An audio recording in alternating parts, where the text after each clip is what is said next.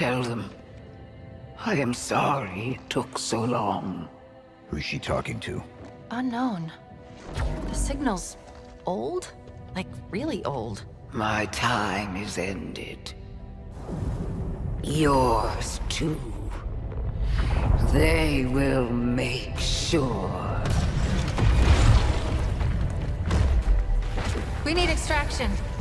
Of course you do. On my way. The Endless will return.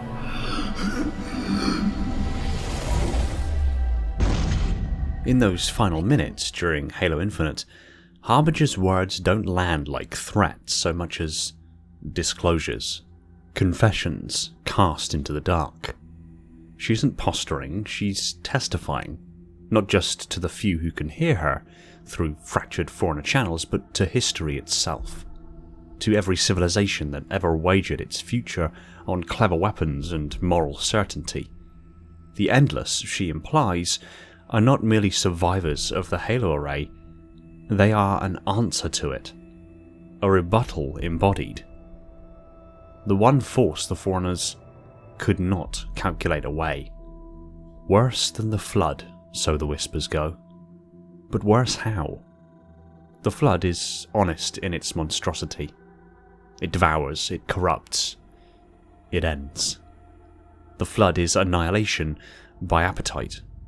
The terminal logic of biomass, it spreads like a thought you can't unthink. The Endless suggests a different terror. Not endings, but continuations. Not consumption, but conservation. The Flood ends civilizations, the Endless might preserve them, against their will, outside of time, in forms they themselves would not recognize.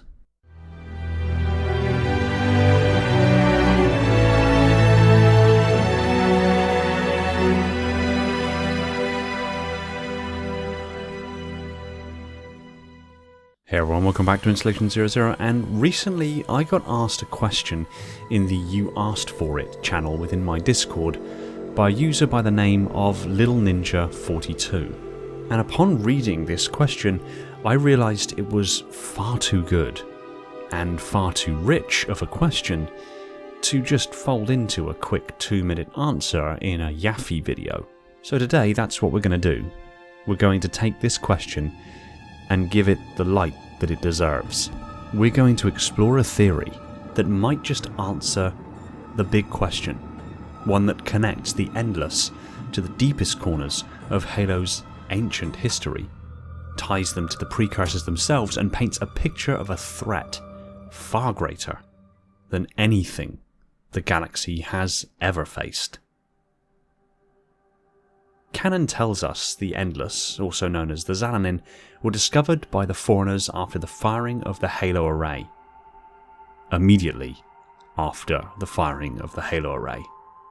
Despite the galaxy-wide purge that eliminated every sentient being susceptible to the Flood, the Endless had lived. That was impossible. The Halo Rings were designed to wipe out any life form the Flood could infect by targeting their neural biology through a process linked to neural physics. To the Foreigners, this was not just advanced, this was practically magic. Even they could not make themselves immune to it, and yet the Endless were unaffected. The surviving Foreigners, led by the Grand Edict, invited the Endless to a parley. It was a trap. They were seized, imprisoned within Salixes on Installation 07 and left under the watch of offensive bias, tasked with dissecting their immunity and ensuring they would never be freed. The official reason? Their immunity posed a danger to the Foreigners' carefully curated legacy plan for the galaxy's rebirth. But what if there was more to it than that? It's canon that the precursors seeded life across multiple galaxies, not just the Milky Way. Humanity, the Foreigners, the Sanshayum, and countless other species were just the last wave. What happened in those other galaxies is a mystery. But here's the key point.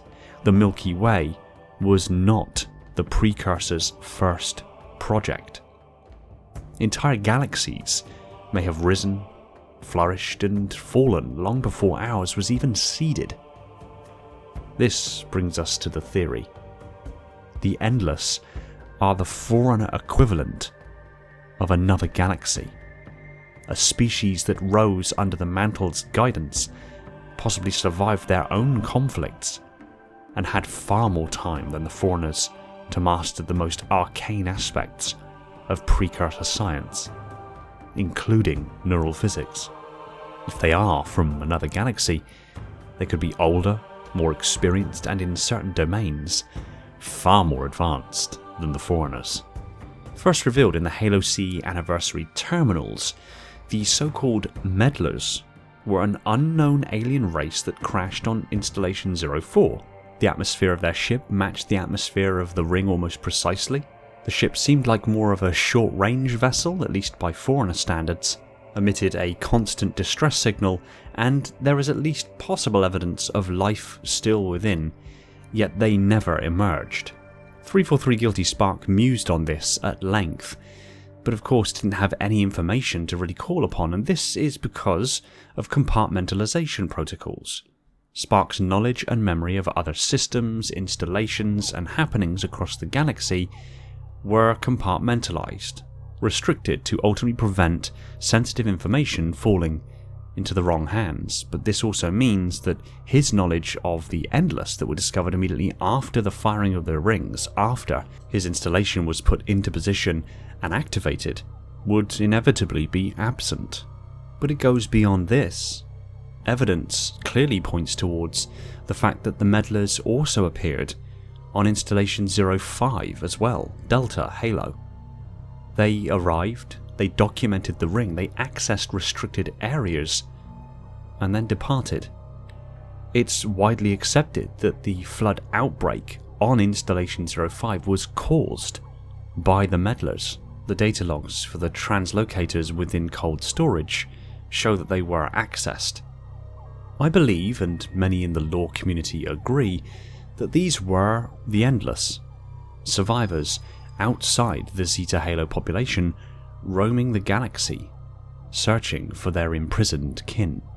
Now this is critical because it means Zeta Halo was not the only site containing the Endless, which means their civilization may still exist beyond our galaxy, with splinter cells operating in secret, possibly for tens of thousands of years. The Endless's immunity to Halo is the biggest clue. The Halo Array's killing pulse doesn't work like a conventional weapon. The best working theory is that the ring emits a superluminal temporal shockwave, a burst of ultra-condensed space-time that forces targeted neural structures to experience billions of years of entropy in fractions of a second. Halos are immense time locks.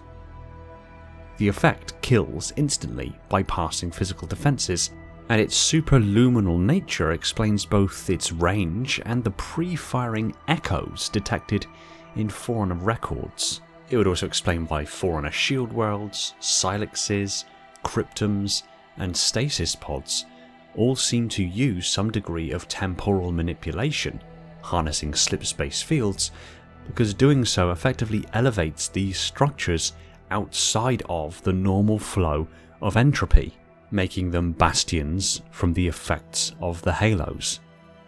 If the Endless have some form of temporal manipulation or shielding, they could sidestep this entropic effect entirely. And if they can manipulate time in this way, they could also survive centuries-long voyages between galaxies without aging, possibly even without conventional stasis. But here's where the real danger emerges.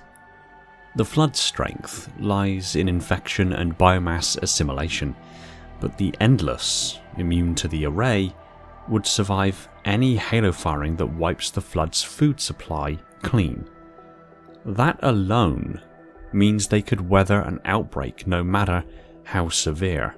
Now imagine this. The Endless, if they are a species from another galaxy that was seeded long before our own galaxy was by the precursors, and they understand neural physics to a degree no species in our galaxy ever has. Imagine if the Endless can weaponize the Flood. Immune to infection themselves, they could deploy the Flood as shock troops. They could use the Flood tactically, infecting enemies while remaining untouched. They could direct Flood infestations into rival civilizations, then step in to conquer weakened survivors. Where the Flood are broadly indiscriminate, the Endless could be strategic. That makes them potentially more dangerous than the Flood, even one controlled by a Gravemind, because they could wield the parasite as a tool rather than a plague. On the surface, the official story is simple. The Foreigners fired the Halo Array to end the Flood. The galaxy was purged, and those who survived, humans, Sangheili, all the indexed species, were returned to their worlds to begin anew. At least that's the story we were meant to hear. The Array was more than a weapon. It was the Foreigners' ultimate symbol of control, a cosmic threat that only they could answer.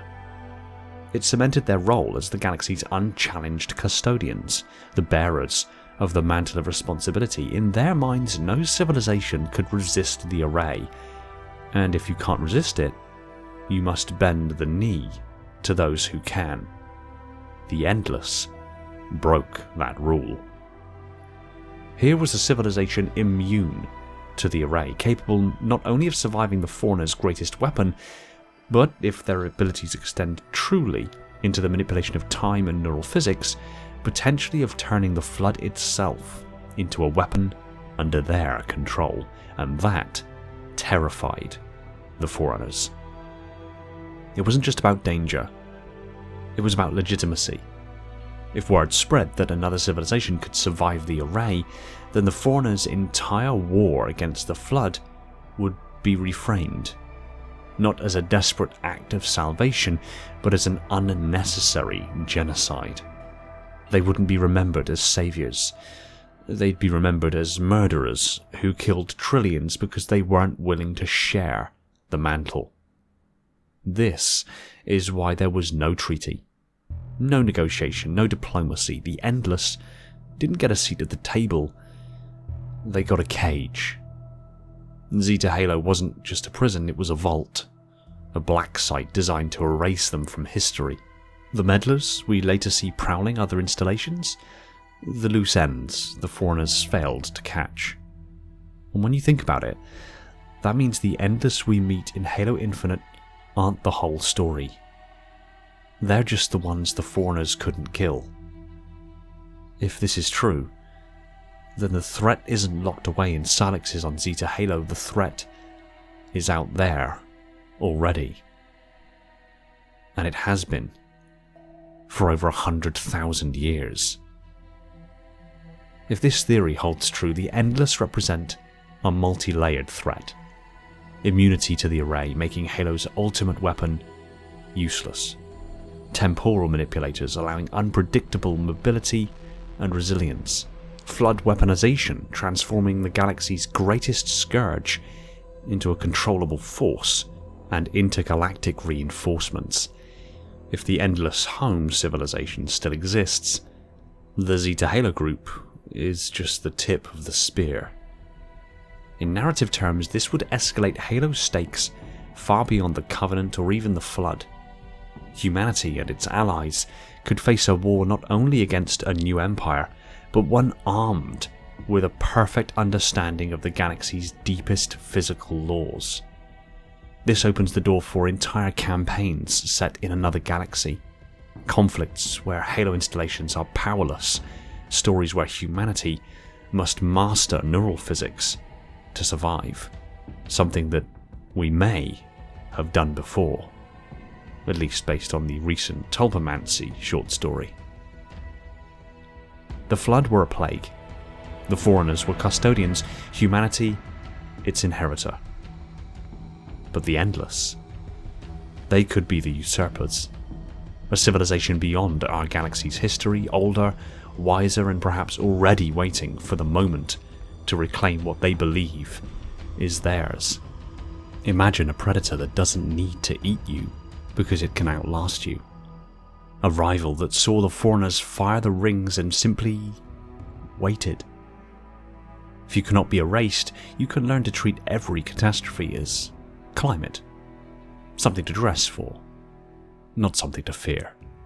Worse than the Flood is a civilization immune to extinction, playing a long game the rest of the galaxy can't survive long enough to understand. It is victory by patience, conquest by context. They don't break you today, they teach time to do it for them. And perhaps that is their true province. Context. If the Flood corrupts matter and mind, the Endless may corrupt meaning. They don't need to puppeteer your neurons when they can rearrange the terms of your existence, pry apart consequence from choice, memory from proof, survival from freedom. They could make peace feel like surrender, retreat feel like wisdom, and captivity feel like mercy. The Flood strips away the self. The Endless rewrite the reasons the self believes it acts. We have not seen the last of the Endless. We've not even seen their beginning. And when they do finally begin, they won't just consume us like the Flood. They'll outthink us, outlast us, and in the end, they may even outlive the stars themselves. And until next time. Thanks for watching. If you enjoyed this video, kindly tap that like button, and if you're not already subscribed and want to see more stuff like this, be sure to subscribe so you don't miss future uploads. Pop a comment down below telling me what you thought of today's video, or if you want me to cover something specific in the near future. I want to take this opportunity to thank and give shoutouts to my patrons and YouTube supporters: Spartan10148, my singular contender class Ancilla, the triumvirate of minds within my installations Metarch, Falcon, Jordan, and Poseidon, my 7 installation monitors Selphia, Ashley, Esoteric, Spartan1029, Chris, Orion, and Shane, the crush of sub-monitors Legion, Ryan, Lebrat, Spartan0137, Element 0, J3, Cult, Evermore's, Personal Devil, Scion Esports, Phantasma, Ashton, and 191 Shaken Lightbulb, my fleet of Strato Sentinels, my most loyal of Enforcers, and every single one of the awesome people supporting the channel over on Patreon. My Tier 0 Transcendent YouTube members Spartan137, again, Maury, Jimbo, and Balaz, and all other YouTube members keeping my installation functional on that glorious vacuum energy. I cannot thank you all enough. Shout out to John because... And if you like what I'm doing here, consider supporting the channel on one of the support links in the description to net yourself some tasty merch and help keep the channel going. Take it easy everyone, and find peace in the domain.